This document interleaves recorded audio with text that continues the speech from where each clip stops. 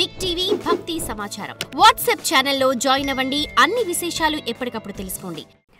అమ్మ, మూలాధార చక్రం అంటే ఏమిటి? వాటికున్న లక్షణాలు ఏమిటి? మూలాధార చక్రం సాధన ఏ విధంగా చేయాలి?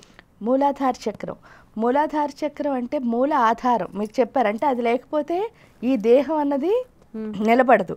ఎందుకు అని అంటే ఆ చక్రం ఎక్కడుంటుంది నిజంగా చెప్తే వెన్నుపూసకి కింది భాగంలో. అది ఎలా ఉంటుంది అంటే దాన్ని ప్రొటెక్ట్ చేస్తాం. అంటే మొత్తం శరీరం అంతా ఏది మోస్తుంది?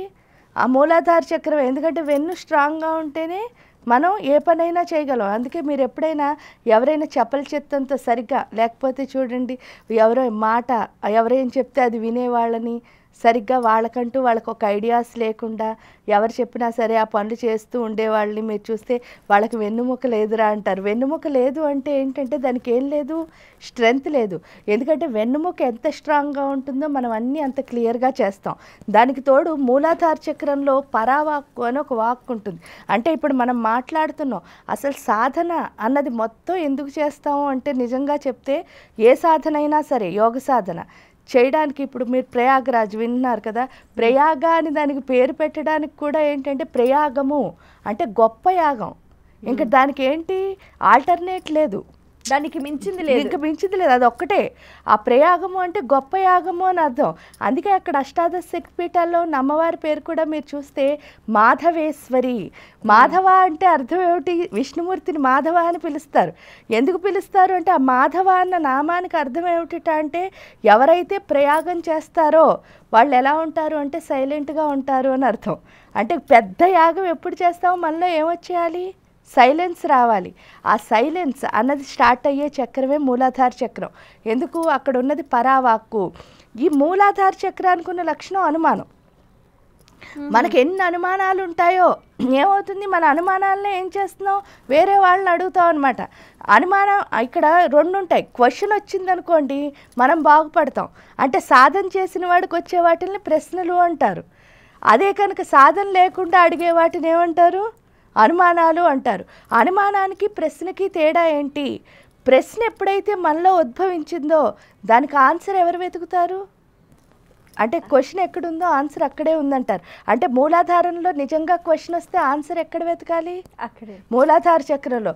మనం ఎప్పుడైతే బయట ప్రపంచంతో నా ప్రశ్న ఇది అని పంచుకున్నామో అది ప్రశ్న కాదు, అనుమానం. అది ఫస్ట్ మనం అర్థం చేసుకోవాల్సిన విషయం. అది పోగొట్టుకోవాలి అంటే మనకు గణపతి.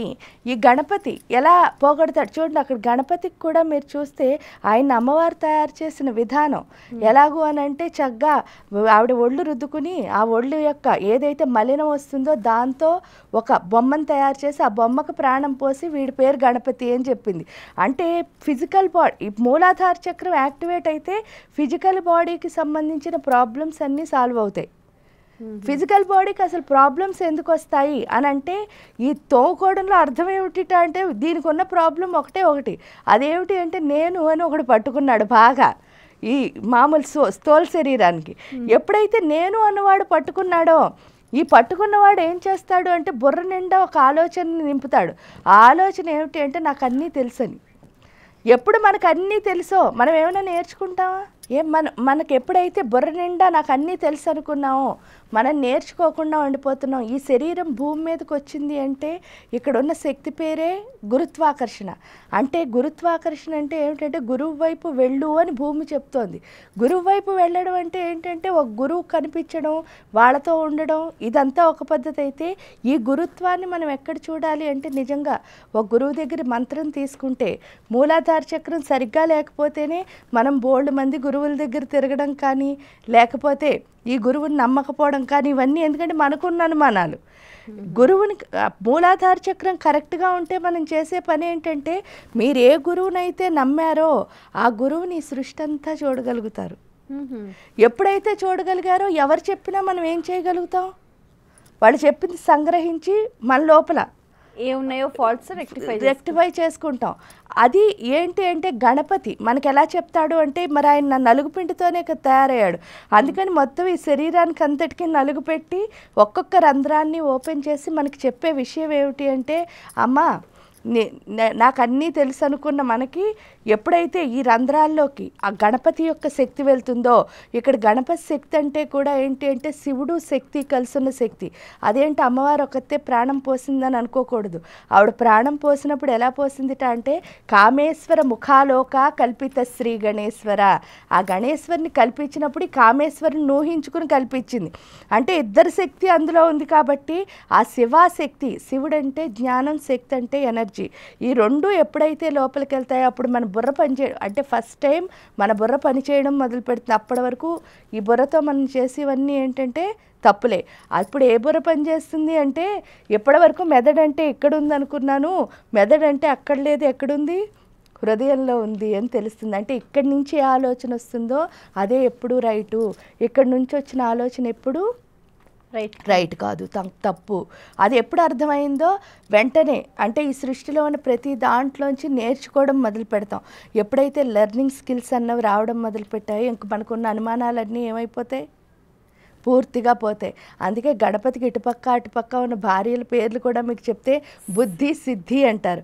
బుద్ధి సిద్ధి అంటే ఏమిటంటే బుద్ధి, ఎందుకంటే అంతకుముందు లేదు కదా, నాకు అన్నీ తెలుసు అనుకుని ఎవరొచ్చి ఏం చెప్పినా సరే నాకు తెలుసులే వీళ్ళ దగ్గర వినేదేమిటి అని అనుకుంటున్న మనకు కాస్త ప్రతి దాంట్లోంచి నేను ఇక్కడికి వచ్చింది ఎందుకు అంటే నేర్చుకోవడానికే. అంటే ఎవరి దగ్గర ఏది చూసినా సరే మనం చేయాల్సిన పని ఏమిటి, నేర్చుకోవడమే. అంటే భూమి మీద ఉన్నంతసేపు నేను చేయాల్సిన ఒకే ఒక కార్యక్రమం నేర్చుకోవడం అని అర్థమవుతుంది. అది ఎప్పుడు అర్థమైందో అప్పుడు కుండలిని శక్తి అన్నది లేచినప్పుడు బుద్ధి అంటే మన బుద్ధి ఎప్పుడైతే మారిందో, సిద్ధి అంటే ఏంటంటే మీరు ఏ సాధన చేసినా సరే అది మంత్రం అనుకోండి, కుండలిని యోగ సాధన అనుకోండి, లేకపోతే హఠయోగా అనుకోండి, లేదా ఇంకే మెడిటేషన్స్ ఏవైనా అనుకోండి, ఏం చేయండి కానీ అది సిద్ధిస్తుంది. అంటే మనం ఏం చేయాలన్నా మనకి ఎవరు హెల్ప్ కావాలి అంటే గణపతి హెల్ప్ కావాలి.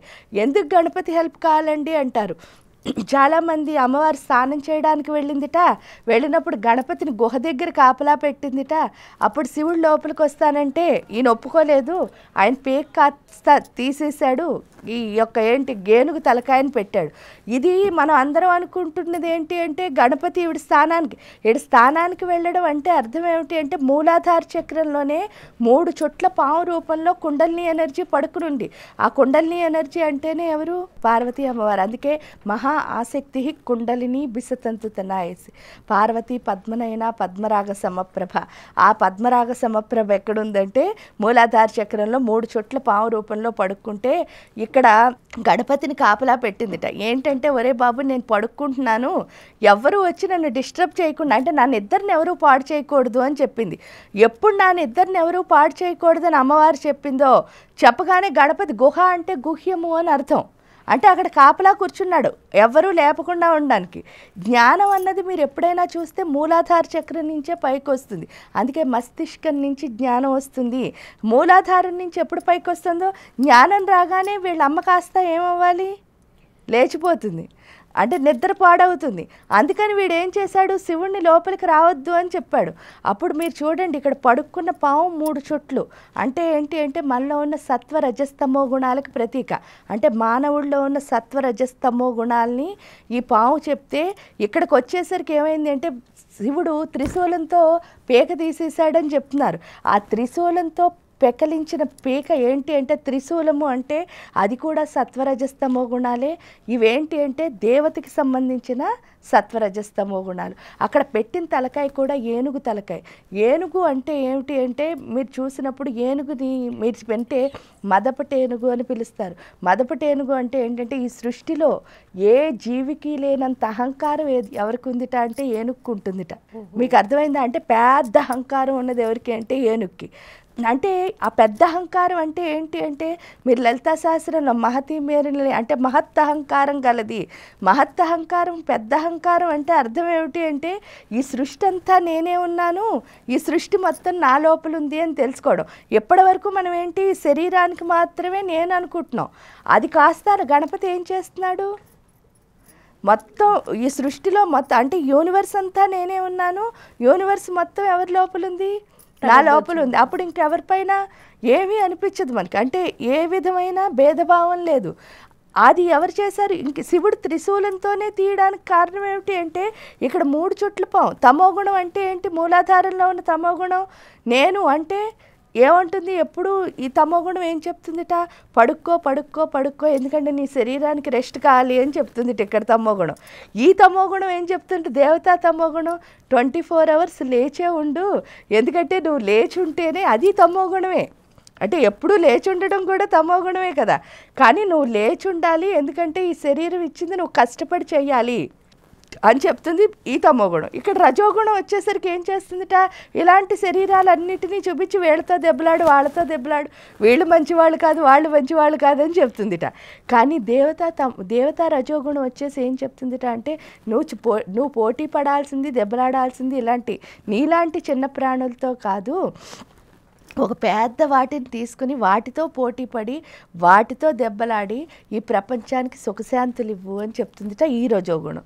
అంటే దీని నుంచి మనం ఏమైపోతున్నాం, షిఫ్ట్ అయిపోతున్నాం. అంటే ఈ చిన్ని చిన్ని వాటి నుంచి పెద్ద పెద్ద వాటికి మారుతున్నాం. అందుకని త్రిశూలంతో తల తీశారు ఆయన.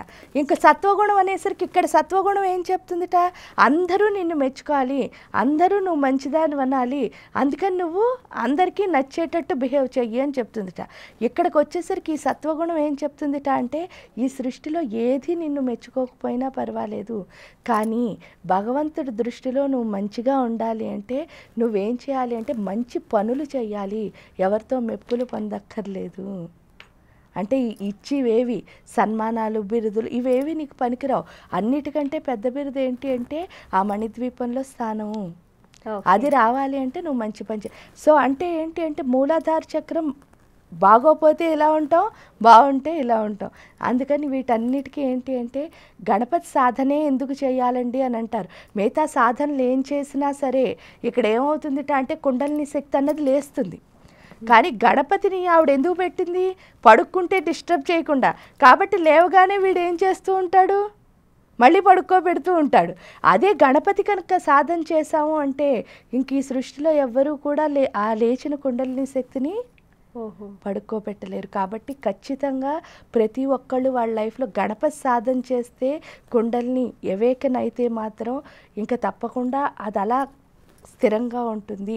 ఇంకే దేవుడిదైనా ఏ దేవుడిదని కాదు, ఏ యోగం చేసినా సరే అన్ని యోగాల వల్ల కుండలిని కదులుతుంది. కానీ గణపతి సాధన ఏంటి అంటే మళ్ళీ ఏం చేస్తూ ఉంటాడు గణపతి, అక్కడ కూర్చుని ఉంటాడు కదా, వాళ్ళ అమ్మని అంటాడు పడుకో అమ్మ పడుకో అమ్మ అని చెప్తూ ఉంటాడు అనమాట. కాబట్టి మూలాధార చక్రంలో ఉన్న కుండలిని శక్తి క్విక్గా ఏవేకన్ అవ్వాలన్నా లేదా అది స్థిరంగా ఉండాలన్నా సరే తథ్యం ఏమిటి అంటే గణపతి సాధన. అందుకే సిద్ధి రెండో భార్య పేరు. బుద్ధి ఎప్పుడు వచ్చిందో సిద్ధించడం అంటే ఏంటి అంటే ఒక్కసారి కనుక కుండలిని ఎనర్జీ గణపతి సాధనతో కనుక ఏవేకన్ అయితే ఇంకా అది హాయిగా ఏవేకన్ అయి మాత్రమే ఉంటుంది. అదే సిద్ధించడం అంటే. అయితే మూలాధార చక్రానికి ప్రధానంగా గణపతి ఆరాధన చేస్తే ఆ చక్రాన్ని దాటి మనం కొంచెం ముందుగా వెళ్ళొచ్చు. For more videos like this, subscribe Big TV channel.